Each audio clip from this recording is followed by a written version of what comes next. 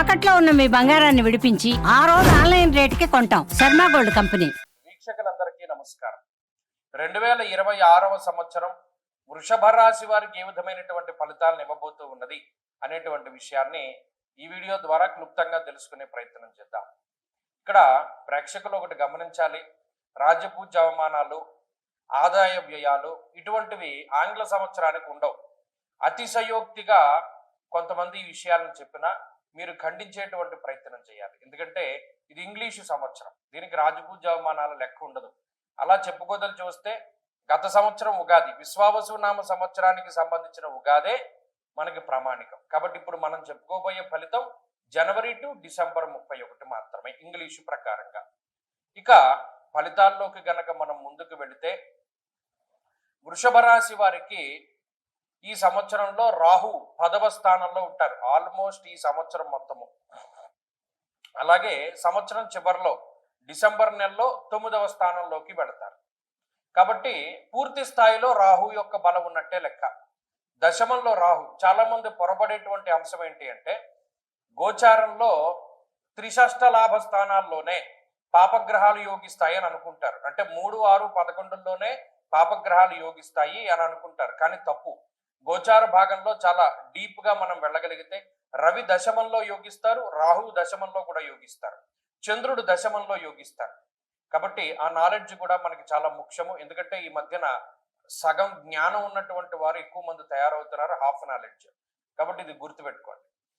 రాహు దశమంలో వృషభ రాశికి యోగించే గ్రహం. ఇక శనేశ్వరుడు సంవత్సరం మొత్తం లాభస్థానంలో పూర్తిగా అనుకూలించేటువంటి గ్రహం.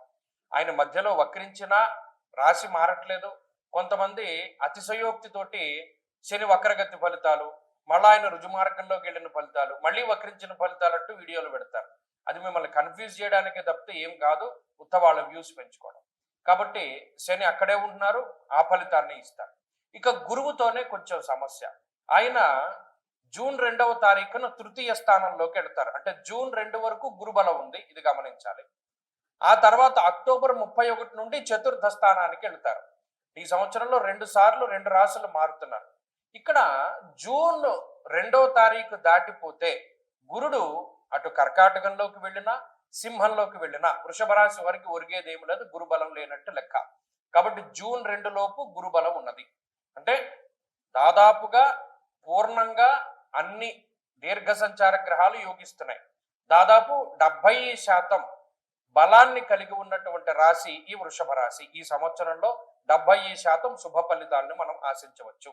ముఖ్యంగా లాభస్థానమందు శనేశ్వరుడు ధనధాన్యాలని అభివృద్ధి చేస్తారు. దీర్ఘ సంచార గ్రహం ఆయన లాభస్థానంలో పూర్ణంగా యోగించి ఇల్లు కట్టుకునేటువంటి విధంగాను, విదేశీయానానికి ఎవరైనా ప్రయత్నం చేస్తూ ఉంటే వేరే దేశానికి వెళ్ళేటువంటి విధంగాను, లేదా వేరే దేశంలో స్థిర నివాసం ఏర్పాటు చేసుకునేటువంటి విధంగాను అటువంటి వాటికి అవకాశాన్ని కల్పిస్తారు. అంటే విద్యా సంబంధమైన, ఉద్యోగ వ్యాపార సంబంధమైనటువంటి విదేశీయాన విషయాలన్నీ కూడా వృషభ రాశి వారికి యోగిస్తాయి. రెండో విషయం ఏంటి అంటే ఉద్యోగ సంబంధమైనటువంటి విషయాలు. గత సంవత్సరంలో 2025వ సంవత్సరంలో ఉద్యోగ పరంగా ఏవైతే అనేక రకాల సమస్యలు ఉన్నాయి, ఒడిదుడుకులుండి, ఉద్యోగం లేక కొంతకాలం ఉండి కొంతకాలం లేనటువంటి పరిస్థితులు ఉన్నాయో అటువంటి పరిస్థితుల నుండి బయటపడగలుగుతారు. కొంత ఉద్యోగ స్థిరత్వం ఉంటుంది, ఉద్యోగ పరంగా మంచి ఎదుగుదల ఉంటుంది, ఒక గుర్తింపు సంబంధమైనటువంటి అంటే ఏదైనా ఒక నామినేటెడ్ పదవుల్లో కానీ నామినేటెడ్ ఉద్యోగ స్థానాల్లో కానీ వారు ఉండడానికి అవకాశం ఉంటుంది. అలాగే సమాజానికి సేవ చేయగలుగుతారు, 10 మంది యొక్క మన్ననల్ని పొందగలుగుతారు, మీలో ఉన్నటువంటి ప్రజ్ఞా పాఠవాలను బయటికి తీసుకురాగలుగుతారు. అలాగే కొత్తగా ఏదైనా విషయాలు నేర్చుకోగలుగుతారు. ప్రతిదీ హాఫ్ నాలెడ్జ్గా కాకుండా పూర్తిగా మనం చేయాలి అనేటువంటి దృక్పథాన్ని కలిగి ఉంటారు, ధైర్యంగా ఉండగలుగుతారు. అలాగే శుభ కార్యక్రమాలు చేయగలుగుతారు. చాలా ముఖ్యమైన విషయం ఏంటి అంటే వివాహాది శుభ కార్యక్రమాలు, సంతాన సంబంధమైనటువంటి విషయాలు బాగున్నాయి. గృహయోగం ఉన్నది ఈ సంవత్సరంలో, వాహన యోగం ఉన్నది. అసలు బంగారం ధరతో సంబంధం లేకుండా అకేషన్ కి సంబంధించి ఏదైనా ఒక పర్వమో లేకపోతే ఒక ఫంక్షనో వస్తే చక్కగా వెళ్ళి బంగారం కొనుక్కుంటారు. ఇంత డబ్బు ఉంది ఇప్పుడు కొనాలి, ఇంత రేటు ఉంది ఇప్పుడు కొనుక్కోకూడదు అనేటువంటిది ఏమిలా. కాబట్టి ఆర్థిక స్వేచ్ఛ ఉన్నది, ఆరోగ్యపరమైనటువంటి స్వేచ్ఛ ఉన్నది. ఆరోగ్యపరమైనటువంటి సమస్యలు కూడా ఈ రాశి వారికి ఏమి కూడా కనబడటం లేదు. అన్నిటి పరంగా కూడా ఈ గ్రహస్థితి చాలా మెరుగైన ఫలితాలు ఇస్తుంది.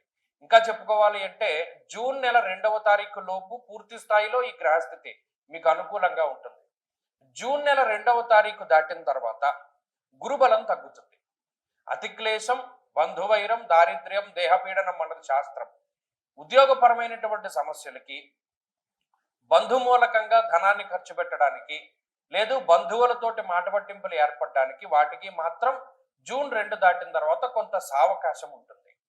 అలాగే అక్టోబర్ 31 దాటిపోయాక చివరి 2 నెలలు, సంవత్సరంలో చివరి 2 నెలలు కూడా అర్ధాష్టమ గురుడు ఫలితాన్ని ఇస్తారు. కాబట్టి ఆ సమయంలో యాచనం బుద్ధి చాంచల్య అనగా స్థానచలనానికి అవకాశం ఉంటుంది.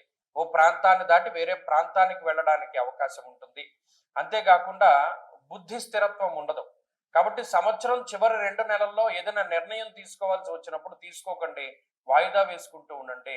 అలాగే ఈ లోపల ఈ సంవత్సరంలో ఏదైనా ముఖ్యమైనటువంటి ఈవెంట్స్ ఏమైనా ప్లాన్ చేయదలుచుకుంటే జూన్ 2 లోపులోనే ప్లాన్ చేసుకోండి. అప్పుడైతే 90% మీకు గ్రహాల తాలూకు అనుకూలతలు ఉంటాయి.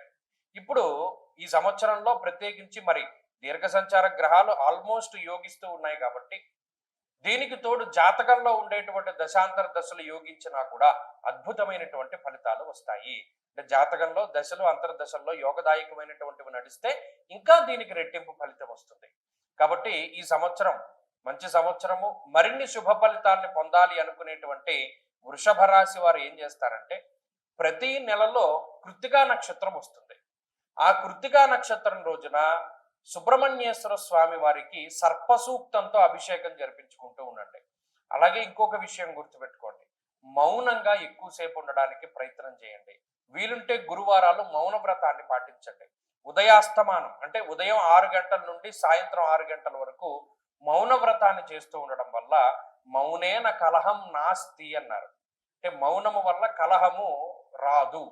కాబట్టి ఏదైనా చిన్నపాటి సమస్యలున్నా, చిన్నపాటి కలహాలు ఉన్నా ఆ మౌనము వలన ఖచ్చితంగా మీకు ఆ సమస్య నుండి విముక్తి దొరుకుతుంది. కాబట్టి ఈ సంవత్సరంలో అద్భుతమైనటువంటి ఫలితాలని మీరు పొందడానికి ప్రయత్నం చేస్తూ ఉండండి. భగవంతుడి యొక్క అనుగ్రహం వల్ల మంచి ఫలితాలు రావాలి.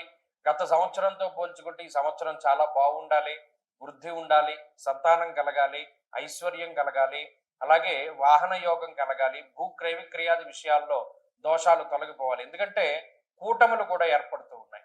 చతుర్గ్రహ కూటమి, పంచగ్రహ కూటమి, ఇలా అనేక రకాలైనటువంటి కూటములు ఏర్పడుతూ ఉన్నప్పుడు కూడా దాని తాలూకు ఫలితాలు కూడా ఈ రాశి వారికి అనుకూలంగా ఉన్నాయి. కాబట్టి ఇంకా మరిన్ని అద్భుతమైనటువంటి ఫలితాలు చూస్తారు ఈ సంవత్సరంలో వృషభ రాశి వారు.